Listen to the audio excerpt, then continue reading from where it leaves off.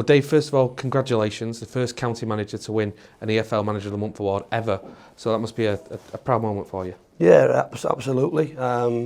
Like with all these things, there's lots of people involved, but I think it's reward for the work that the players, the staff, everyone involved at the club has put in, not just over the past month, 2 months since last season really, and like I say, from my perspective, lots of work over the last 12 years to get to manage it at this sort of level. So to get an accolade like that is great.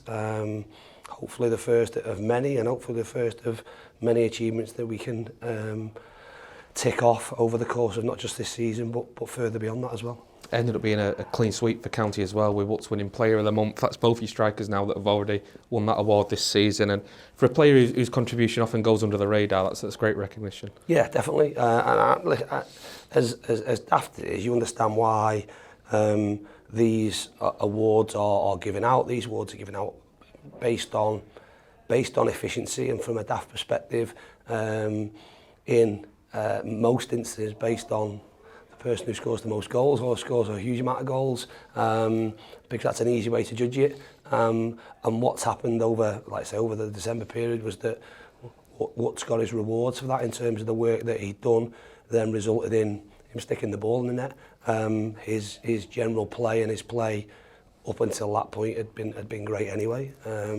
He's far more valued, I'd say, from our perspective in terms of our squad and our team than potentially what he is compared to when you compare him to the rest of the league. Just would be the case with any other player in any other team really. The work that he does for us isn't the goals aren't the be all and end all, but certainly it's great when he does get them, and for them to get rewarded for, like you say, on a national level in terms of the league is really pleasing for everyone.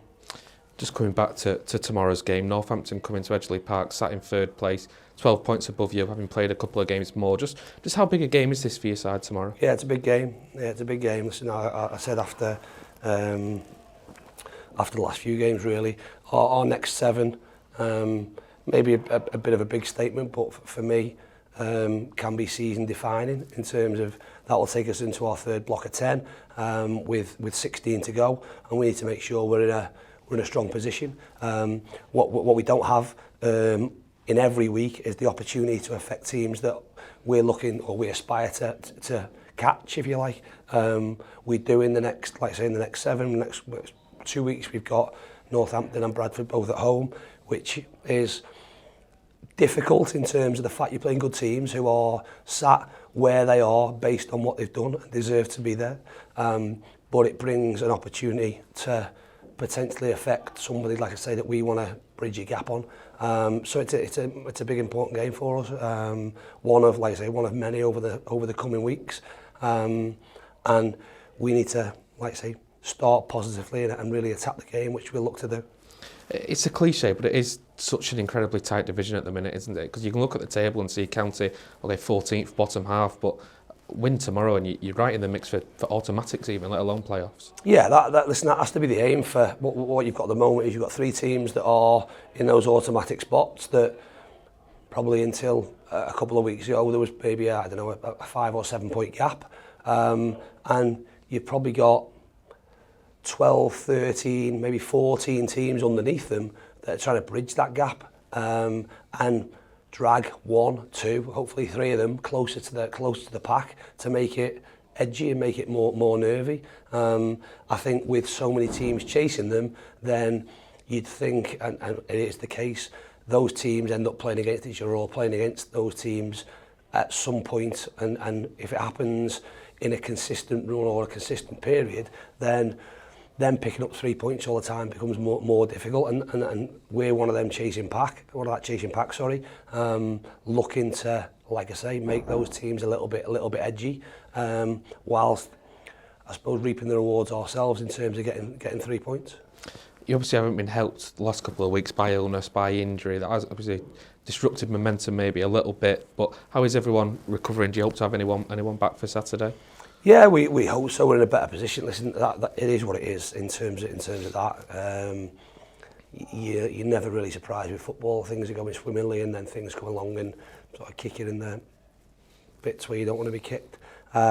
We had that, like I say, with injuries. Obviously, Fraser's problem has been diagnosed, and as I said, we're looking at him being out for probably 8 weeks from the time of his injury, which isn't ideal, hence the reason we brought Burner in. Maka had surgery on Tuesday, so again, we've been trying to strengthen in that position, and to be fair, we've been trying to keep as much information under wraps as possible, really, so it didn't hinder what we were potentially trying to do. But he had surgery on Tuesday, successful, so he had a fracture in his medial malleolus, so he's had a pin inserted there whilst the surgeon was in. He's had his ATFL, his ankle ligament reconstructed, something that he's not a problem that he's had for a long time. You can play without it, but it made sense that why he was, I suppose, under the knife to kill two birds with one stone. It's certainly not affected the time that he'll be out, and probably with him, the earliest we're going to see him is probably going to be May. So probably similar to last year with him, where we might see him for the back end of the season, and hopefully we've got some big games to look forward to.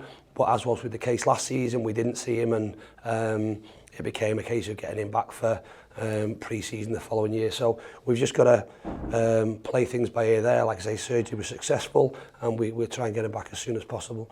Everyone else is pretty much back with us, have been training, but it did take a lot out of them. I think you need to look at last weekend. We brought Paddy on for 15 minutes, and that was the very maximum he could do. I've watched his goal back, and even when he's running off celebrating, someone said to me, it looks like he's struggling to breathe. He did a little bit of a top up after the game and nearly passed out in terms of just aerobically how much the illnesses they've had have taken out of people. Like I say, camps, he was hit really badly, but the more days you train, the stronger you become. Similarly with Crosby, hence him missing the game last week, but they've had now 3 or 4 days training under their belts, and come back into the fold for us, which is a big positive for us. How pleasing has it been for you that when these injuries have cropped up, the club, the recruitment team have been very quick to move, to react, and to bring in good replacements in Neil Byrne and Kyle Noyle? Yeah, we knew where we were at coming into January. The work for us is a constant in terms of we have meetings, I'd say monthly, they're more than monthly, and the attention to detail in terms of our squad and our squad depth and the depth chart in terms of where we see ourselves now in 3 months, in 6 months, in 12 months, in 18 months to 24 months. No stone is left unturned. So we came into January with target positions and profiles we were looking for. In, like I say, Fraser's case with Burner, we had to be reactive with that one, because it was an injury that we hoped wouldn't happen, and certainly didn't want to happen. But the one positive to come from it was at least that the window was open, and we were able to bring somebody in. In terms of Kyle coming in, that was an area, like I say, regardless of Macca's injury, was an area where we needed some depth, obviously with Brownie going back. And Kyle ticked every box we were looking for in terms of profile, in terms of what we want from that position, his flexibility, his experience for his age, great age. We didn't maybe think that he would be available, with him being out of contract in the summer, and certainly having suitors higher up than us. I'm sure if he had got to the summer and was out of contract, he could have quite easily got a League One club. Delighted that we've been able to convince him to come here and be a part of a journey that not only we want to go on as a club, but he wants to go as an individual. So again, great to get him in. we've got some work to do with him, like I say, in terms of how we go about things, but really looking forward to working with him. I'm sure he'll be a real hit with the supporters in terms of how he plays and how he goes about his stuff, but really driven, really ambitious, and looking forward to having him as part of our group. And just in terms of those two, are either of them in contention for tomorrow, or has that come a little bit too soon? No, both in contention, because we haven't got massive numbers in terms of where we are, but whether that's starting, whether that's from the bench, whether that's playing at all, we'll see. But like I say, just great to have them in the building. We have a week next week between games will allow us to do some work and I suppose further top up the information we've given them in terms of what we want from them, and which will be the case regardless of what happens tomorrow. But tomorrow is like I say, is a really important game for us, and one that we know that is a tough ask, but we really think we can go and get 3 points, and hopefully they'll be able to play a part in that. And just finally, when you look at Northampton, obviously it's a squad stacked full of real experience at this level, but been hit by a few injuries themselves lately. The form's dipped a little bit, beaten at Salford last weekend. Is it a good time to play them? Is there a good time to play them?